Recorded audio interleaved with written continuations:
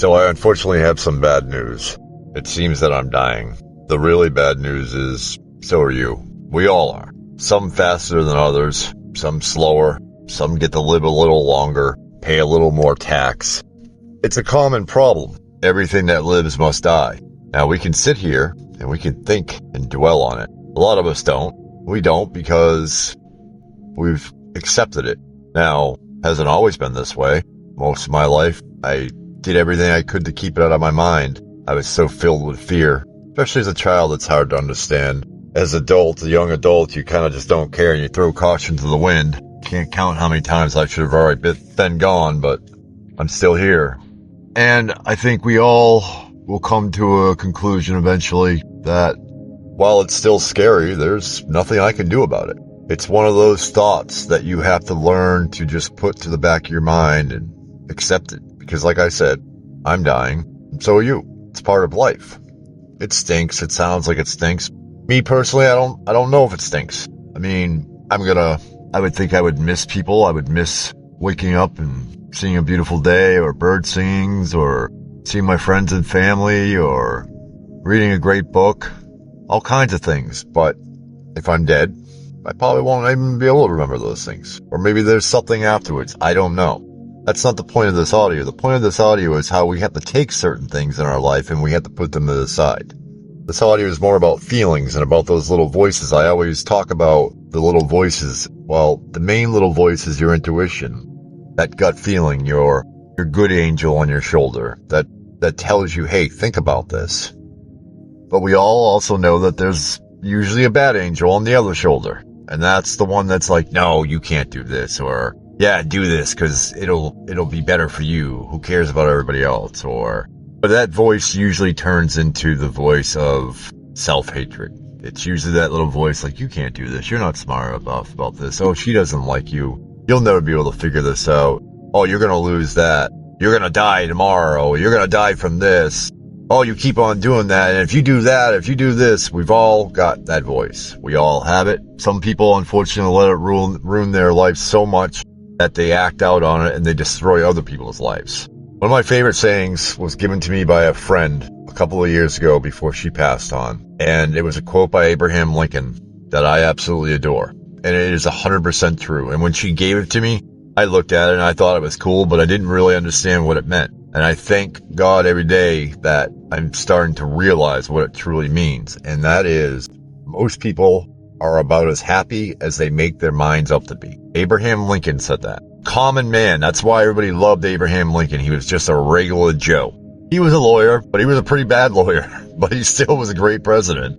But he said, most people are about as happy as they make their minds up to be. If you are constantly fighting with the voices in your head, or the self-doubt, or the self-hatred, you will never be happy. Now, am I saying that I'm happy at all times? Absolutely not. I still have to fight with those voices. There's a billion videos and a billion books and a billion writings out there that you can read about how to make your life happier and blah, blah. I won't get into that. What I will tell you is this, is that it is 100% true that we have to face our little voices, our little problems. If you have to think about, even if you have to think about an unpleasant thing, if there's something that you don't want to think about it, but you have to because it's a fact and it's going to have some kind of direct effect on your life or the life of others, then you have to think about it. Then set apart a certain time to devote to that one thing. Think of it thoroughly. Discuss it. If it's that little voice, say, hey, little voice, I'm here. Let's talk. Let's figure this out. And when you're done with it, quit. Don't let it keep annoying you. It will just take all your strength and deplete your full capacity of being a human being. I know, because I've been there more than once. You can sit there and woe is me and woe is me and woe is me and hoping somebody else will fix it, but they're not going to be able to fix it. A shrink won't be able to fix it. A therapist won't be able to fix it. A significant other won't be able to fix it. Your dog won't be able to fix it. Your emotional support parrot that you bring on the plane, that's not going to be able to fix it. I'm sorry. It's none of that's true. Medication won't be able to fix it. It will all be able to, maybe all those things can cull it, can bring it back a little bit so you can get through your day. But until you actually decide to put some time aside and go through it yourself, and yes, go through it with your therapist and all that, but you have to discuss it. I find that when I went to therapy, All I did was I paid attention to what the guy was saying, and I just sat there and I agreed and say, but I wasn't thinking it through. So if you do go see a therapist, and I'm not saying there's anything wrong with that, if you do go see a therapist, make sure that you're actually listening and doing it. And gosh, I'm preaching to the choir if I could only listen to my own advice. Because there's been plenty of times where I sit down and I try to talk to myself about a problem that I'm facing so I can put it out of the way and be done with it. But I go right back to it. It is not an easy thing, but it's something that we must all do. If you have that little voice in you telling you, hey, you're a loser, you can't amount to nothing, blah, blah, blah, you have to face it because it will destroy you. We are all dying. None of us know our time, but you don't have to do it yourself. And I'm not talking about direct suicide, but you are slowly killing yourself with that hatred or that anger that you have for yourself. And I know this. I know this for a fact. You are taking time of happiness out of your life to keep reliving a moment that you cannot repair or fix. If you can repair it, do so. But if you're only going to sit there and worry and judge yourself about the thought of repairing it or worry about what the outcome of that repair might be, it's not worth the time. We can't go back. We have to live like the dog. The dog does not care what it did yesterday. It's sorry when it makes a mistake. He puts his eyes up and his head down, and he says, I'm sorry, I did that. The next day, he does not remember even doing it. We have to live like that. If you can fix it, fix it. If you can work it out amongst yourself, with yourself, do this, please. It is the best advice that I can give anybody being in the position. It does not always work, but you gotta keep trying. I read once that the art of happy living is closely connected with the art of controlling one's thoughts. And that's what it is. You have to be able to consciously control your own thought, and you can do it. I know it sounds hard, but you can do it. You can curb your habits, your desires. You can curb everything if you try, if you have the willpower. And I know that a lot of us think that we don't have willpower. I thought I didn't have willpower. I quit drinking 7 years ago, and I've always said for these past 7 years, oh, well, it had to be a higher force. It had to be God or the universe or something. And maybe it was. But at the same time, I was taking away from myself. And I had a very good doctor who every time I would say that, would say to me, it was you too, Mark. It was you too. And she, by saying that every time I saw her, she got it into me that she's right. It is me. With drinking, I had to quit drinking. I did that. The little voice inside of me is saying, no, you didn't do that. It was God or the universe, blah, blah, blah. So you can always work against you. But no, it was me. It was me that decided to quit drinking. I quit drinking. I've been 7 years sober. It was me that did that. I'm sure I had some kind of backup. I don't know how to explain it, but I know that somehow there was another force at work. But I also did it. And you can do it too. We can curb everything. What we can't do is we can't keep curbing certain things that are ruining our lives, ruining our relationships, ruining our family, ruining anything that, if it's just only ruining you, it's one thing. But if you take these things and it's ruining those that you love or people around you, you have to do your best to get rid of that. It's not fair to them and it's not fair to you. There will be many people that will come along and tell you, well, this will save you from that and that will save you from this and blah, blah, blah. Religions and political thought and philosophy and books and everything will tell you. But what it comes down to, like I said, there's a billion videos out there. What it comes down to is you. You have to set that time aside and you have to figure it out. Some people call it seeking out your inner child or whatever you want to call it. But you have to sit down and go, okay, this is that problem, or this is that memory that I can't get rid of, or this is that thought in my future that I can't get rid of. Let's deal with it right now.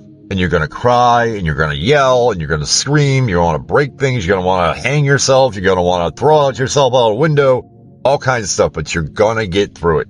If you're willing to do it, if you're willing to put in the power to do it, you'll do it.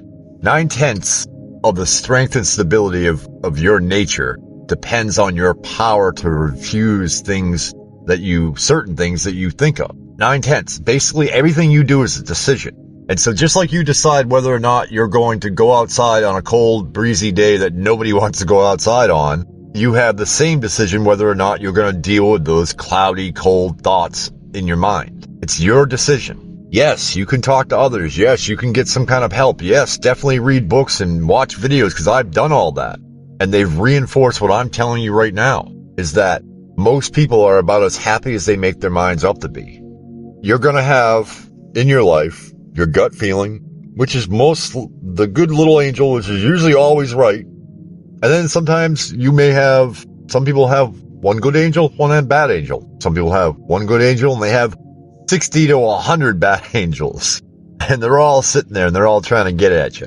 But you have to tell them, listen, I don't have any time for you. Not right now. I'm not dealing with this. You got a bad thought? Think of a good thought. You remember some bad memory in your past? Think of a good memory. Think of a time where you were more than you ever thought you could be. Thinking about, oh, I did this to this person and I really hurt them and I'm still thinking about it 30 years later. Think about how you helped somebody 30 years ago that you never thought you would be possible to help somebody like that, but you did it. Because I guarantee there's a moment there. No matter how bad of a person you are, no matter if you're a guy doing time in a penitentiary right now and you're listening to this, I guarantee you there was a moment in your life somewhere that you can actually be proud of how you reacted. Think of that.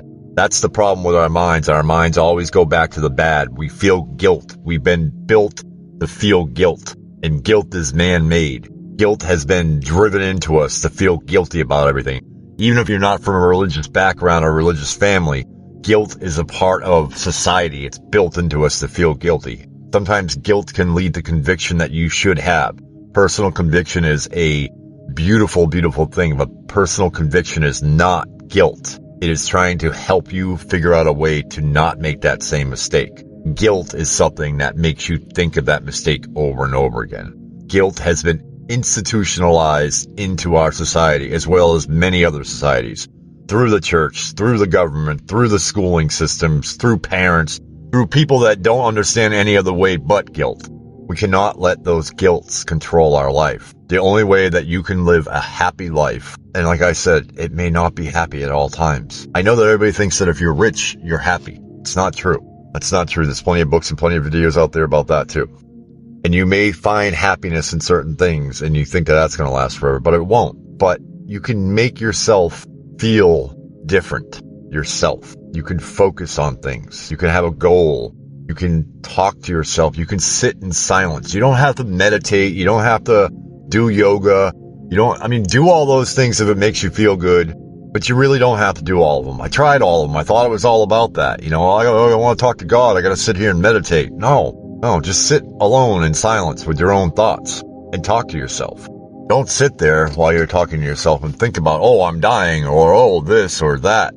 You have no time for that. The simple fact is, like I said in the beginning of this audio, we're all dying. We're all going to die. That's it. Accept it and move on. The thing about that is, if you sit there and worry about, oh, I'm going to die, and you don't think about the things that you can do before that happens, life is pointless. We're born, we live a little, some a lot, some, and then some die. We all die. What you think about and what you do when you're in the middle, before that cradle to the grave moment, is up to you.